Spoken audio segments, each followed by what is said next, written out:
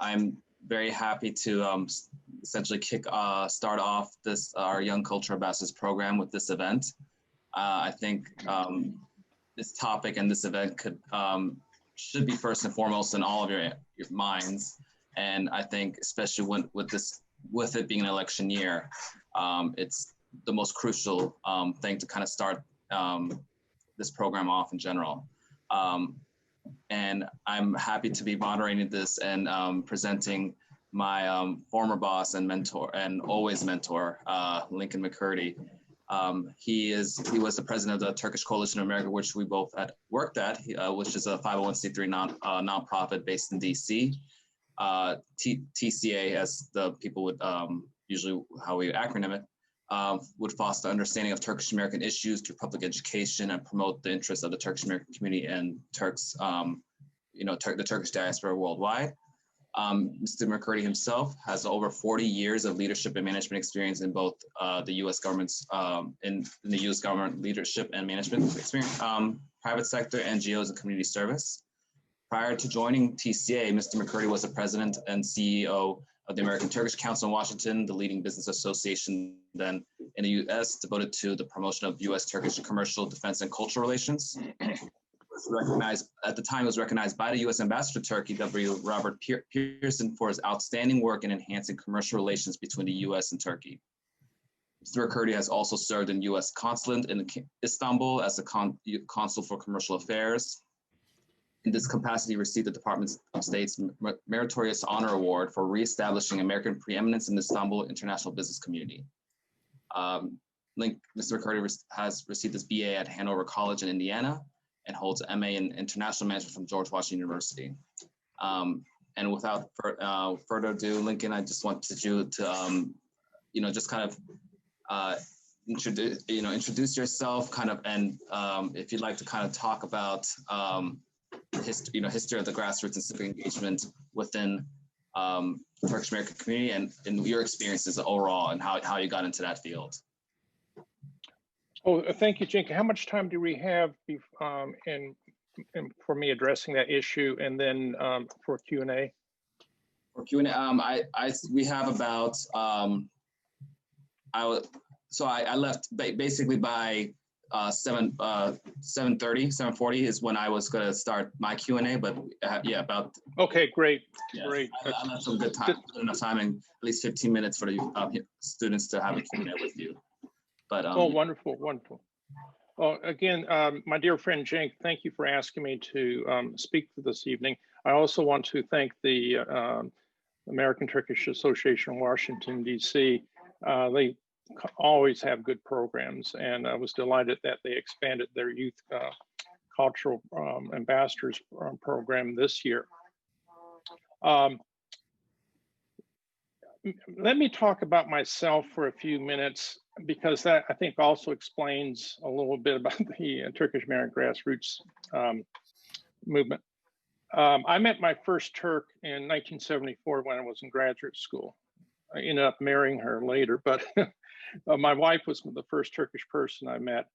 And she made a bet back in 1974 that I would never go to Turkey. So this was like in January, February. And I took her on the bet. I had never left the country before. I'm from Indiana, farm boy, basically. I always had this desire of traveling abroad. So I flew Icelandic Airlines to Frankfurt, to Luxembourg, took a bus from Luxembourg to Frankfurt, Germany, and booked a train trip on the old Istanbul Express, which is no longer, unfortunately, in existence. So it took 2 days to travel by train from Frankfurt to Istanbul. And then I had to go through the Eastern Bloc countries of, at that time, Yugoslavia, Bulgaria, before entering Turkey.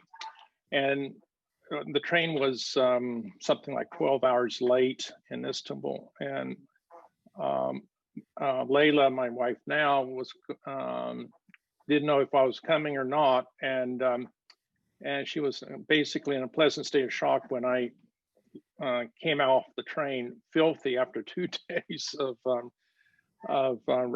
riding not even third class. It was somewhat primitive at that time.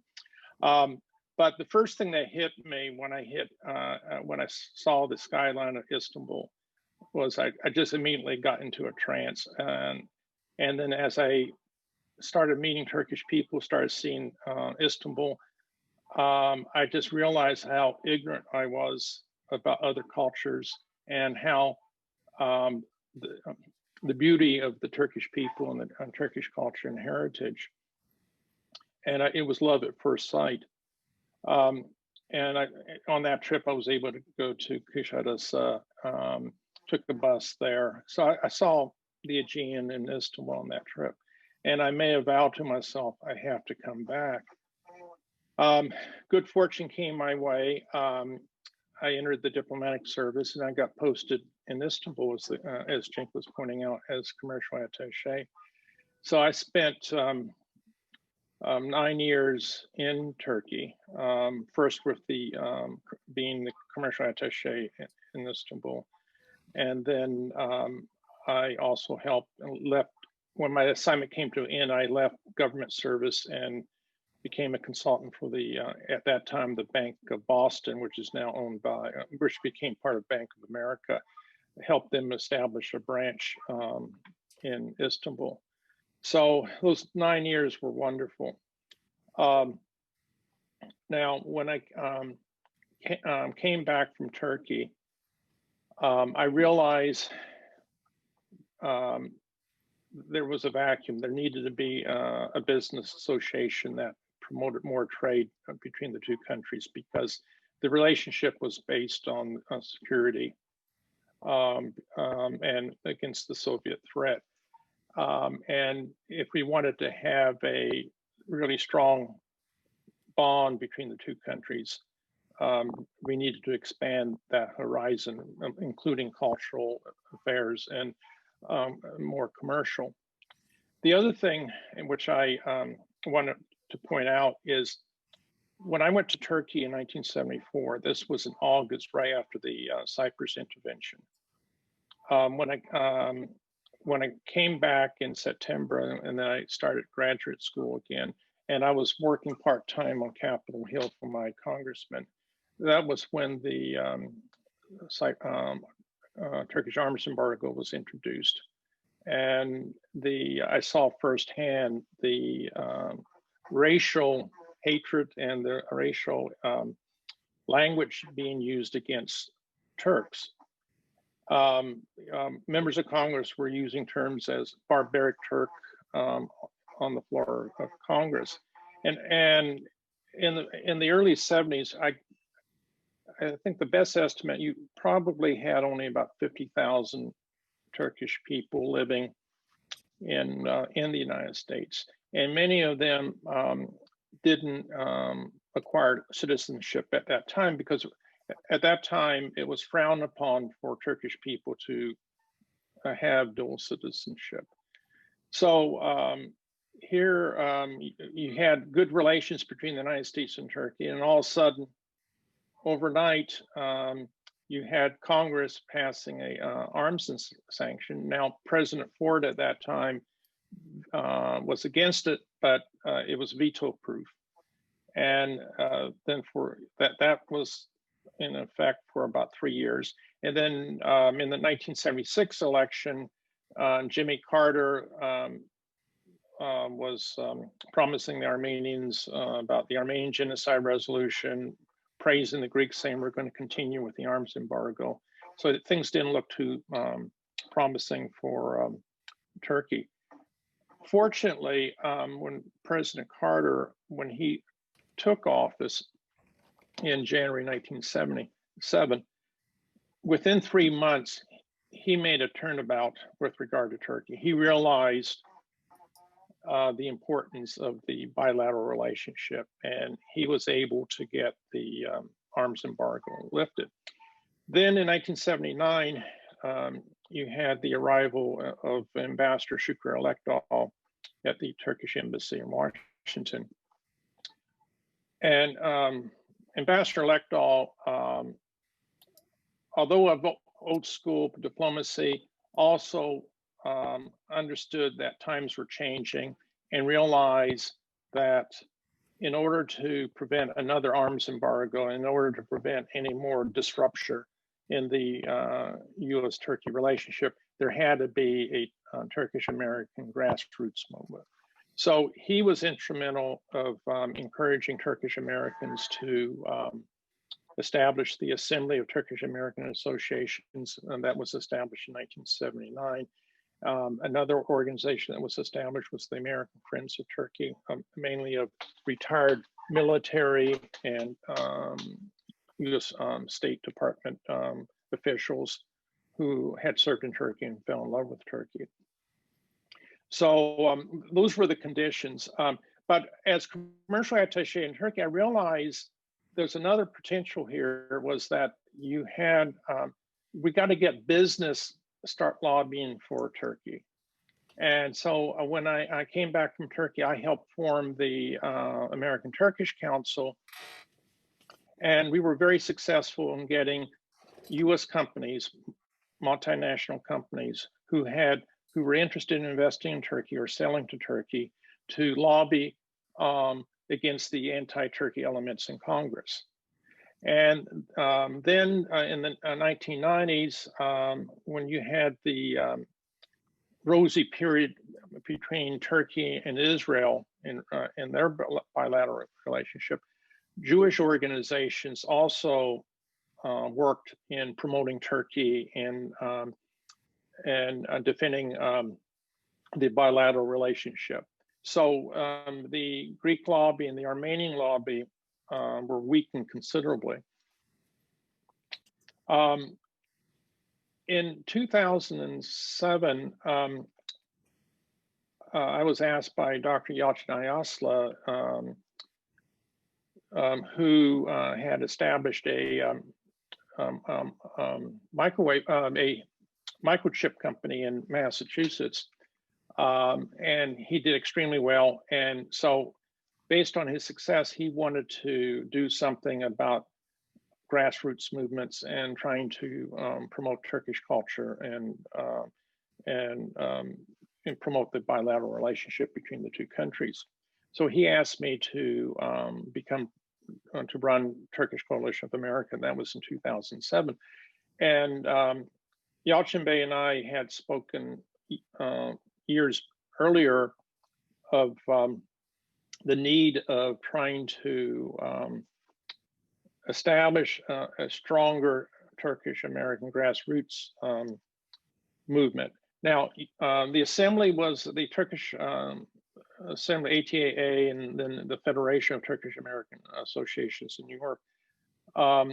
They were holding annual conferences, and so they every year, and they had large audiences, but a lot of it was based on volunteerism, and we realized you really had to have a professional team to work along with volunteers, because people have jobs or they're going to schools.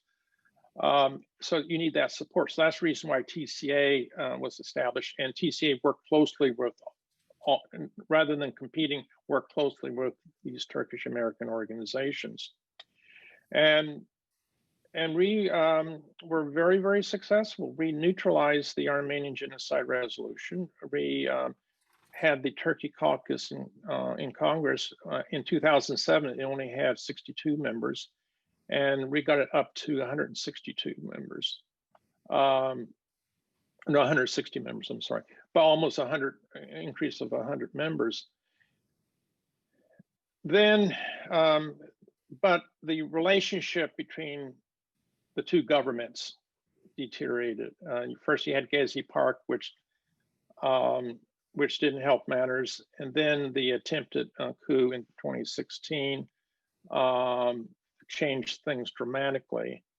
And now the relationship between the two countries, as you well are aware of, is probably the lowest point ever, even before, when you compare it with the Cyprus crisis. I think the only way you're going to save the relationship is through a strong Turkish American voice,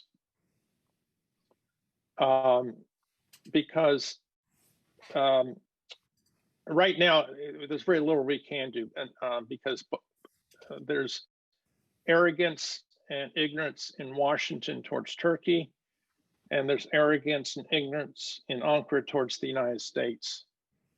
And we're not speaking with each other. And the value systems have changed. Now, that's another subject matter. But the point is that we do not have Turkish Americans in the political arena. Now, as I said, in the mid-1970s, you had about 50,000 Turks, many of them not citizens, but here on green cards or work visas or as students. Now you have over 500,000 Turkish Americans. And that includes everybody. I mean, whether you were born in Turkey or you were born here with having Turkish parents, or somebody like Cenk, who's, or my two daughters, one parent's Turkish and the other parent's American. That's considered part of the 500,000. So we have the numbers now. The other positive thing is Turkish people have been extremely successful in this country, in all walks of life, in academia, in business, in engineering, in medicine, in artisan, like in Washington, I just found out that, okay, we knew that Nancy Pelosi has a Turkish hairdresser. I just found out that Joe Biden's wife, Jill, goes to a Turkish hairdresser. And I think Kamala Harris now goes to a Turkish hairdresser. So Turks, have been successful in those aspects. But the Turkish people here in the United States have not been successful in the political arena. There have been only 12 Turkish Americans ever elected to public office, all on the local level. And you don't have a voice. You've got to be part of the club. So you take the U.S. Congress, you have Greek Americans in Congress, Armenian Americans, Italian Americans, Vietnamese Americans, Indian Americans, the folks from India. Turkey's not represented. There's no one to defend Turkey. So politics is personal. It's who you know and who you trust. So if you don't meet Turkish Americans, you're easily persuaded by the opposition, and you buy into their propaganda about, oh, how bad Turkey is, or the terrible Turk concept, etc. Now let's get to the Armenian issue. Is that Americans have been so close-minded, they just buy the Armenian story without questioning it. And let's face it, the Armenians had a major tragedy. I mean, hundreds of thousands perished. Now they claim 1.5, and that's people dispute that number, but everyone, I believe, agrees that hundreds of thousands perished. But the missing part is more Muslims were killed during that horrible period than Christians. And let's face the fact, when one person's, regardless of faith, is killed, that's a tragedy. But no one talks about the ethnic cleansing in the Balkans. No one talks about the ethnic cleansing in Crimea or in the Caucasus. And we had a study done by Dr. Justin McCarthy of University of Louisville on trying to estimate the number of people impacted by ethnic cleansing from the 1770s as the Ottoman Empire began to shrink to the 1923. And you can go to the, so he did a map that highlights the ethnic cleansing and breaks it down by Christian and Muslims. Over 5 million Muslims perished during that period, whereas I believe over 2 million Christians. So it's obvious that Muslims really suffered more during that period. But I'm not trying to undermine the tragedy, the tragedy of the Armenian people. But the point is, our message has been: you're reading only one chapter of the book. You got to read the whole book. And the only way people are going to read the whole book is if they know other people saying, yeah, there's some element of truth there, but you don't know the full story. And trying to see a member of Congress or any elected official once a year for a few minutes doesn't do it.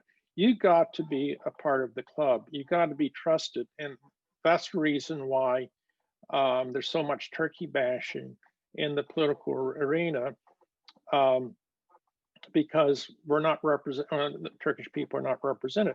And now with the conflict in the Caucasus, where Armenia is the occupier, their propaganda machine has been so effective, it makes it look like Azerbaijan and Turkey are the bad guys. So there's just not any balanced dialogue. So as I was saying, we got to get Turkish Americans elected. And I'm delighted with your interest of learning more about your heritage and taking an interest in politics. If you're concerned about the Turkish image and about U.S.-Turkey relations, and you complain about it but not doing anything about it, you're part of the problem. If you don't care, fine. At least you're not being a hypocrite. But if you do have a concern, you really need to get involved in the political arena. And that is supporting candidates, getting to know your member of Congress is the most important thing. And supporting candidates who are willing to listen, and opposing those who are arrogant, who refuse to listen to you.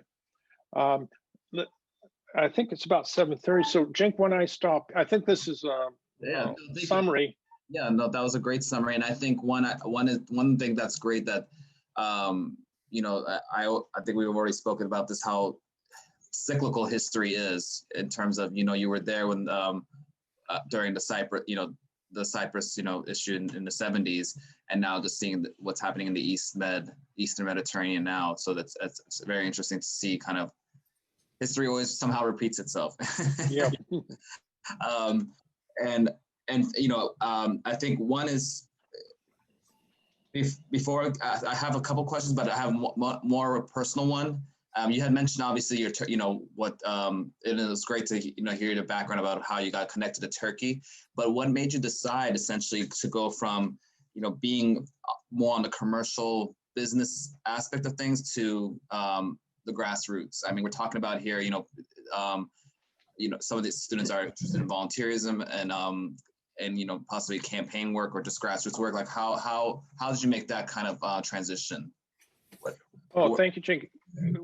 Basically, we were successful at American Turkish Council of getting business involved in defending Turkey. Mission accomplished as far as I was concerned. I was getting bored. I wanted to do something new. And the weakness, I saw where the vacuum was. The vacuum was motivating Turkish Americans, educating Turkish Americans on the importance of being involved, because this is not part of the Turkish culture in grassroots activism, whether it's in civil society or campaigning for your candidate for parliament. So you have this is a major cultural difference, and but this was the major weakness, and so we had the business side taken care of. We did. That's now in trouble again because of the problems in the bilateral relationship. But I found it as a challenge, and we formed 5 Turkish American political action committees. These are the only entities that legal entities that can collect money to support candidates. So we were able to raise anywhere up over $2 million from 2007 up to now, supporting members of Congress and other candidates and Turkish American candidates. And that gave us access to have one-on-ones with members of Congress. So it was a lot of fun, and but a lot more work needs to be done. And so with the campaign work, can we, like, or like how you've, could you talk more about how you've supported campaigns or the work you've done? I mean, I'm talking specifically, through the 10,000 Turks campaign, or like and then also if you can, ask the students, or what can the students do at this point in supporting campaigns? And I think there's some current races even happening now. Right. You have to realize that you have a public servant has to see you. So when you request a meeting with your member of Congress, eventually you'll get a meeting because you're a voter, and by law they need to see you. They can't avoid groups, but also it's bad campaigning if you refuse to see groups. But you only get a few minutes, and you don't have the time to build trust. And politicians give priority to those people who support them. Now, this is all subtle, but if a member of Congress has limited time, for example,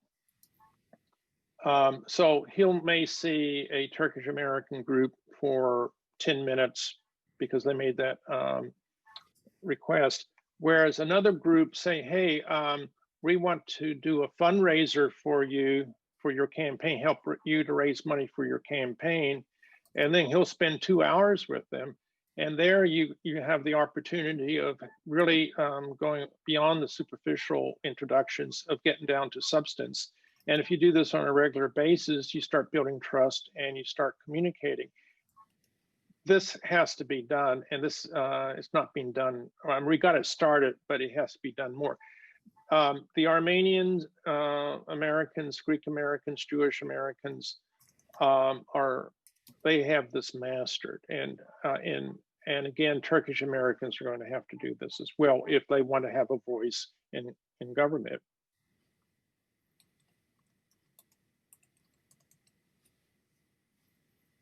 Sorry, muted myself there. Thank you, Lincoln. Well, actually, Demet had asked. I was gonna I wrote on there, and I was going to ask you the same question. Could you talk more about what is the Turkey Caucus? Just kind of give the give the students an idea what. Oh, yeah, sure. Congress has when a group of members get together on an idea or on an issue or on a bilateral relationship, that group is called a caucus. You have an energy caucus, you have a pro-gun caucus in Congress, you have pro-healthcare caucus, you have a woman caucus. You have dozens of names, but you also have ethnic caucuses, like you have the Black Caucus, you have the Hispanic Caucus, and then you have the Taiwanese U.S. Caucus, the U.S. India Caucus, the U.S. Turkey Caucus, the Greek Caucus.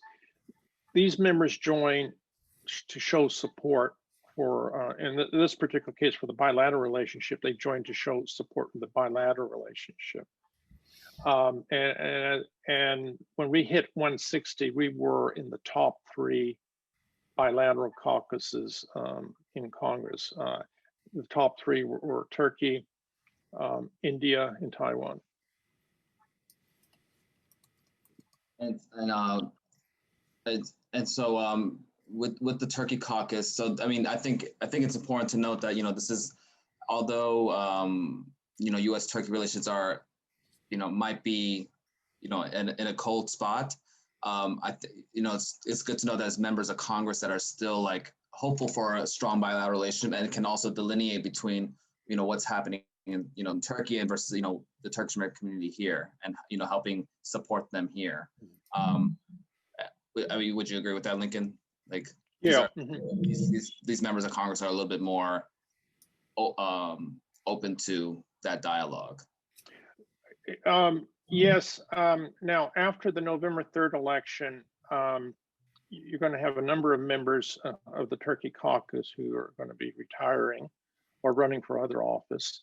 And you're going to have a large element being defeated, not because they're a member of the Turkey caucus. So the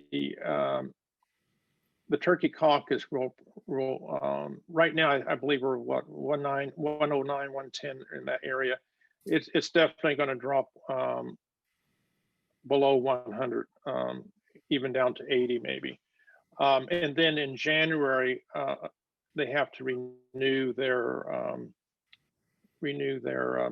member. It's very very informal, but they have to announce that they're willing to join the caucus again.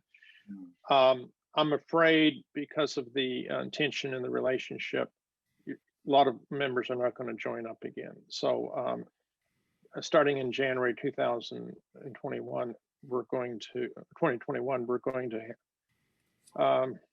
things are going to get worse than better, unfortunately, in the short run. And kind of staying on that topic, one of our has asked, do you think with the Nagorno-Karabakh conflict at the moment, it's going to make it can it get any worse right now? Would that make it worse for Turkish, U.S.-Turkey relations? Do you think that will impact kind of the what happens on the November elections as well? No, it's if it flares up into a major war, God forbid that, I hope that doesn't happen, but the Armenian propaganda machine is so effective. Unfortunately, it's very difficult to talk about Turkey on Capitol Hill right now because of the frosty relations between Ankara and Washington. A lot of it's Ankara's fault, but on the other hand, Washington has been very ignorant, very arrogant. They have not taken Turkey's security issues seriously, especially in Syria. The problem with Armenia and Azerbaijan has been pushed. They've been kicking the can down the road. It was going to explode eventually. There's no U.S. leadership right now. Now, the question you may ask, okay, is the relationship going to be better if Trump stays in power or if Biden becomes president? Trump has been a strong support, has prevented sanctions against Turkey with regard to the Russian missile deal that Congress wanted the president to implement, and President Trump has postponed that. Not postponed it, but he has not implemented it yet. Biden has made it clear that if he's elected, he's going to recognize the Armenian genocide in April. Trump has not done that. But Trump does not have President Trump does not have a relationship with Turkey. He only has a relationship with President Erdogan. And so, unfortunately, in the Trump administration, the president says one thing and his administration does another thing. So it creates chaos. Now, if President Biden, or if Biden becomes president, you'll have a more consistent foreign policy. Now, everyone's afraid that it could be very anti-Turkey, that he will. But there are members of the Biden team who I know who understand Turkey, understand the sensitivities in Turkey, that that may not be the case. But either way, whoever wins, it's going to be a rocky start again, even if Trump wins, because his party is not behind him. The Republican Party, which has traditionally been very pro-Turkey, is no longer pro-Turkey because of the S-400 issue. So President Trump is going to have difficulties with his own party with regard to Turkey. So it's going to be very challenging. That's all I can say right now, because but if the conflict flares up, I'm afraid that Turkey's going to be will be blamed for it, and there could definitely be sanctions against Turkey and Azerbaijan, even though they may be in the right. And we have a few questions, and I'm going to actually, well, I'm going to tie, since we're already on the topic. One is Nilos Demir has asked, why do you think the international media has been dominated by the opposition and propaganda? Why isn't the Turkish voice stronger in that respect when it comes to these situations? First of all, I encourage all of you to, as a Turkish American, I encourage all of you to read Justin McCarthy's book, The Turkey in America. It's a very thick book, but it'll take you some time to read it, but it's really required reading if you really want to understand what to do down the road and to have an understanding of the history. Unfortunately, during the Ottoman Empire, the Ottomans allowed British and American missionaries to go to the Ottoman Empire to build schools and churches. And then after World War I, or even before World War I, the bias against Muslims, so this is a major religious factor. You started getting propaganda against Turkish people by these missionaries, sending letters back to Britain and to the United States. So when the Bulgarians revolted, the missionaries only talked about Turkish massacres of Bulgarians, but they never talked about Bulgarian massacres of Turks. Same thing with the Armenians in Eastern Anatolia. So this whole propaganda machine started back in the 19th century. Now the headquarters for the missionaries in Turkey was located in Watertown, Massachusetts, which is now the heartbeat of the Armenian community. And the Armenian community, many of them refugees from Anatolia during World War I, settled in Massachusetts because the American missionaries advised them to go there, as well as California and Michigan. Those were the three, and New York. So those were the major areas where, in the beginning, where Armenian refugees came. Kind of inherited this propaganda machine. So they had a much further head start in building relationships with other Americans. But for the Turkish side, there's just been a certain arrogance that there's no need for us to promote ourselves. This is how it is, take it or leave it.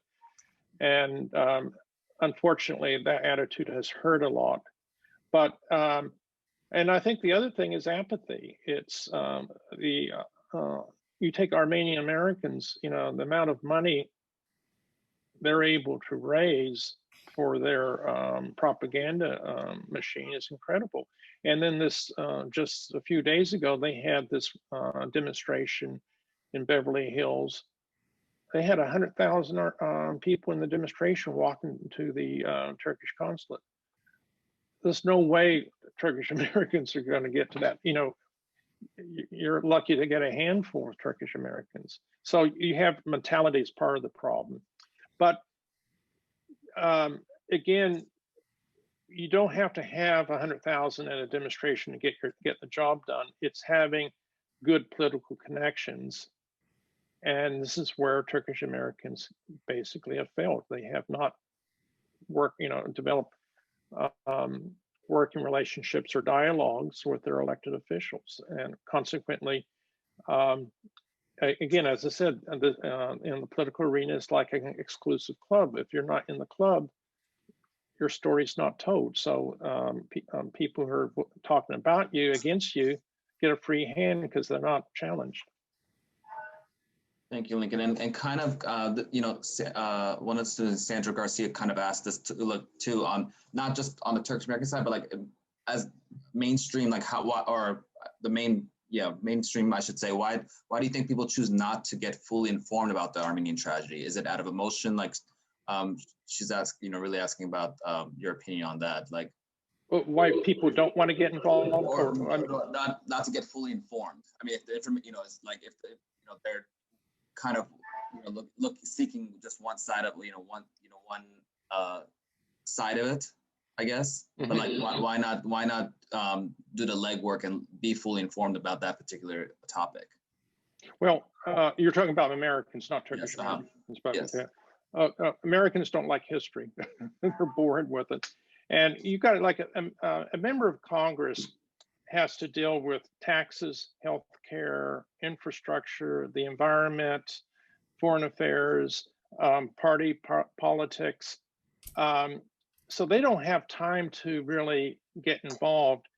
And basically, in politics, again, as I mentioned earlier in the evening, it's who you know and who you trust. It's so the Turkish Americans have presented some excellent documents to members of Congress on the other side of the story of what happened during World War I. I guarantee you about 90% of that was thrown in the trash. They're bombarded every day with volumes of material from different groups. You can say this is superficial, and it is, but this is how the system operates. You have to learn, first of all, networking, gaining the trust. Talking points are very, very important, being very concise, because a lot of times you only have a few minutes to get your message across. And if you don't have time, you only have a few minutes to get your message across. And if you don't have concise statements, your message is totally lost. But overall, Americans are not really interested in learning the truth, and you have to put pressure. And this is again why it's important to have these personal contacts with elected officials. Basically, the squeaky wheel gets the grease, right? So yeah. And so and then Alara was asking, how can we get more Turkish Americans represented in our government? How can we push for more political activism in that respect? Okay, I'm glad that question is asked, because I'm hoping all of you would consider a career in politics later in your life. As I said earlier, there have been 12 Turkish Americans elected to public office. We had a major success story earlier this year when we had a Turkish American woman, Ayça Servanci Sara, who who ran for city comptroller in Milwaukee, Wisconsin. She won, and she's the first Turkish American as the chief financial officer for a major American city. And interesting too, she's only the second woman ever elected to city office in Milwaukee. Now we're having another important race in Arizona for the Arizona State Senate. We have a Turkish American running as a Democrat who's been endorsed by President Obama, by Joe Biden, and by Kamala Harris. He has an excellent chance of winning. If he's elected, he'll be the first Turkish American elected as a state official. So I'm using those two examples.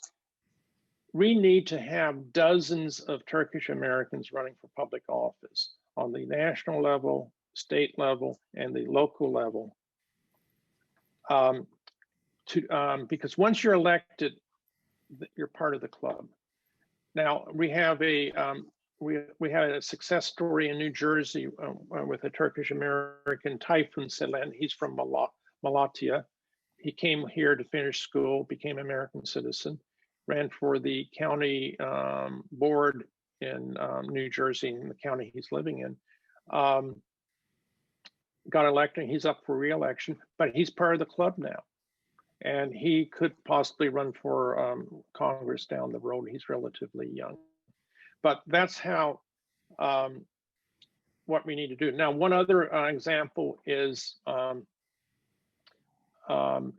I see Kim here. Her mother is president of treasurer of a new Turkish American Women's Political Action Committee. This is for Turkish American women, of raising money to support candidates who are willing to listen to Turkish American issues, as well as to support Turkish American candidates running for office. So that's the only way you're going to get a voice, is just running and getting involved and being part of the club. And I think one thing to also and we could take a couple more questions, but I like, Lincoln, if you can maybe talk about one of our last big things, and with TCA and kind of with the PAC at the same is the House resolution that we had this year. I mean, I think it'd be interesting to what the coordination you had with Atatürk Society of America, and to get that. Yeah, just can you mention how we how that started, and what what point we got to with that. This year, 2020 is the 100th anniversary of the establishment of the Turkish Parliament. Atatürk established the Parliament was established April 23rd, 1920. This is very significant at the 100th anniversary. So Turkish Coalition of America worked with the Atatürk Society in having a resolution introduced to Congress commemorating the 100th anniversary of the founding of the Turkish Parliament. And this is something, despite all the negative news in the relationship, what we told members of Congress were, okay, you may have problems with the Turkish government, but by supporting this resolution, you're showing that you have you value the friendship and the bonding between the Turkish people and the American people, and you're honoring the democratic principles in Turkey. You're giving them importance. So this is not taking sides on the political issues of today. This is a resolution of friendship. And unfortunately, we got a number of supporters. We got the leadership of the Turkey Caucus to support the resolution. But many members felt uneasy, even though they knew it was friendship, because of the frosty relations between the two countries. The best time to talk to members of Congress when you go to a fundraiser, and because of COVID, that was quite limited of reaching out, attending fundraisers when they were trying to raise money for their campaigns. But if it was like last year, I think we would have been a lot more successful in getting a lot more members to sign up on the resolution. But these are things that I'm trying to find things in common rather than differences. This is something, like a lot of Turkish Americans do not want to talk about the Armenian issue. They don't want to talk about Cyprus because it gets nasty, because the other side makes it nasty. But promoting concepts like the 100th anniversary of the Turkish Parliament, that's something good. That brings America and Turkey together. Thank you so much, Lincoln. I might just take one more question if there are any, but I mean, Lincoln, if you have any concluding remarks or that you'd like to make. First of all, thank you guys for already being engaged and having a lot of questions. And again, thank you, Lincoln. But yeah, if you have any more, just some things we might have overlooked. Well, I just want to emphasize, thank you, Cenk, and thank you all to DC. This is wonderful creating a program for young Turkish Americans. You cannot escape from politics if you want to have a say. Now, let's forget about Turkey. Let's talk about the environment. Let's talk about racial justice. Let's talk about the need for better infrastructure in this country. Let's talk about climate change. If you want to see change, you got to get involved. And you have to do it in a civilized way. And getting involved is working with other people and presenting your perspective. And there are two things that matter in politics, and they sound very crude, but this is the element of the society: votes and money.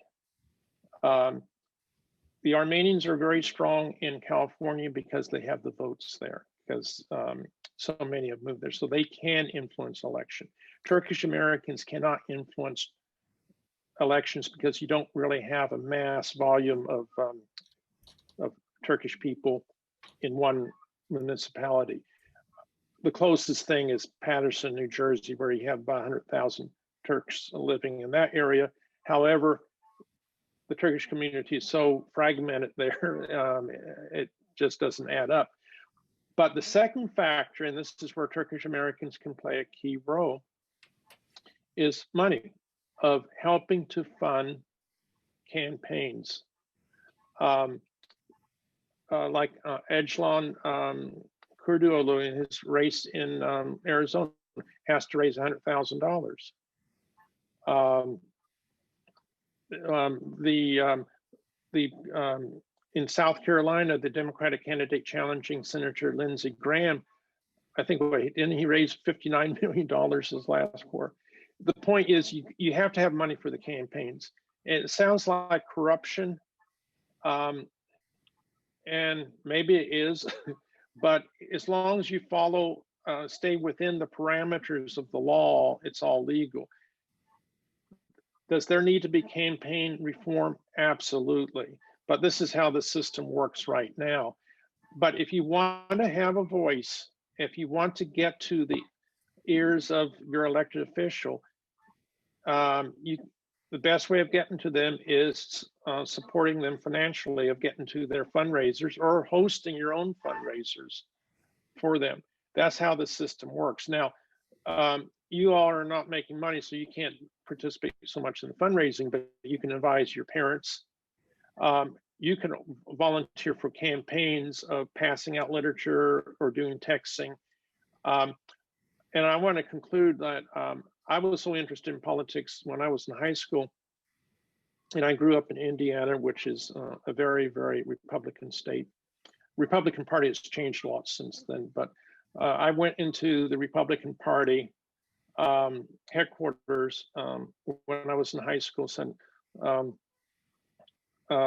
volunteering, I want to help out.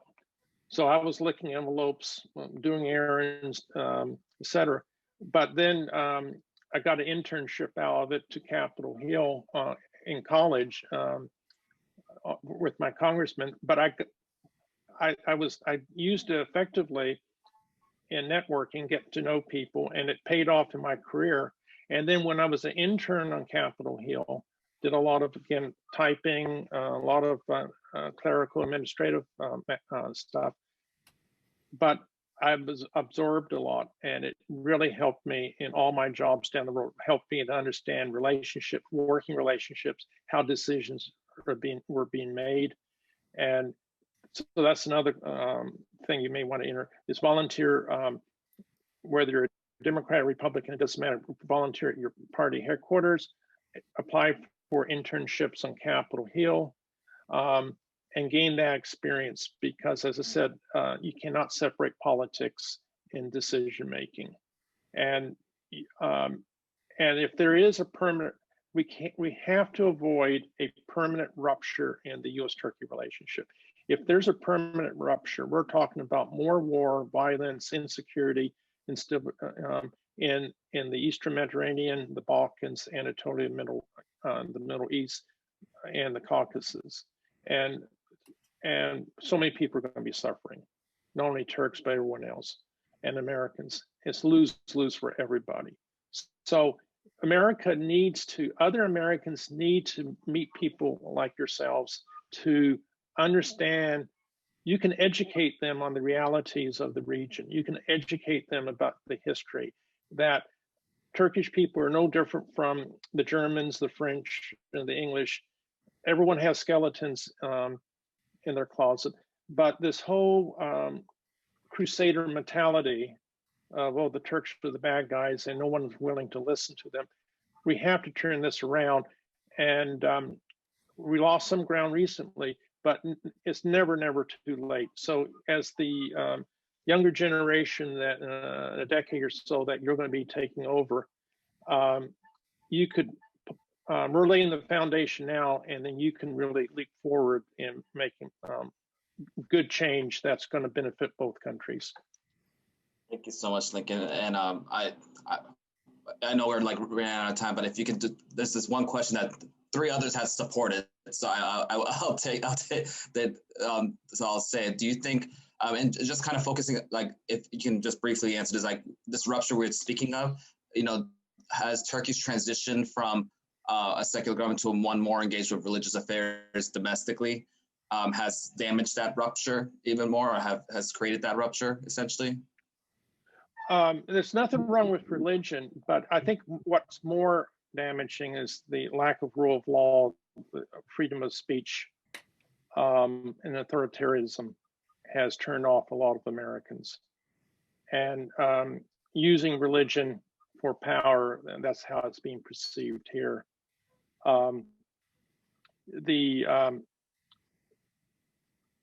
It's a very delicate situation, but yeah, but I think it's more of rule of law. Matter of fact, the U.S.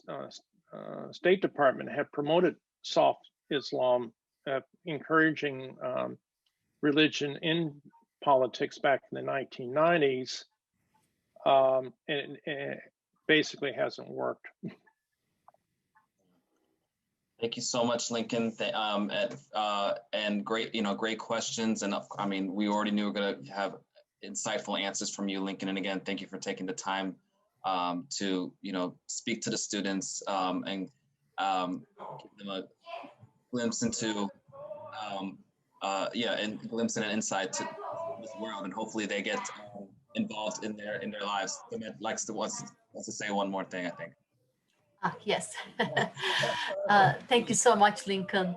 I just wanted to remind that, Cenk, you have sharp eyes. I didn't think you were going to see that, but you saw that I raised my finger. Yeah. I wanted to remind to the students that they have an assignment, which is to write to a political, a representative that they choose, a local representative. So we recommend that you choose a topic that you care about. You write to them, introduce yourselves, and tell them why you're writing. Talk about the issue, whether something that they have done well or something that they haven't done, and raise your voice. And we also kindly ask you that you share that email letter card with us for our records, so we can get an archive of these. So if you can do that within the next 2 weeks, that'd be wonderful. And please one more thing. feel free to reach out.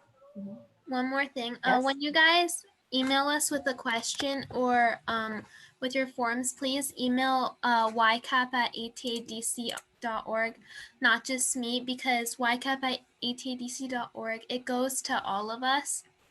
So everyone who is helping out with the program can see it. If you email it just to me, then they won't be able to see it unless I forward it to them. So it just makes it easier for us if you email YCAP@atadc.org. And if you haven't already, please submit your forms and picture. I think most people have. I think it's just a few people that are missing one thing. So make sure to get those in as soon as possible. So much. Well, on that note, I'll conclude and thank you again, and everyone have a good night. Thank you again, Lincoln. Well, thank you, Jing. Thank you, Demet. Thank you very much. Thank you, Mina. Lincoln. Thank you so much. Thank you. It's been fun.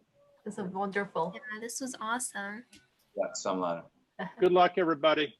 Enjoy the rest of the evening. You too. Thank you. Thank you. Thank you.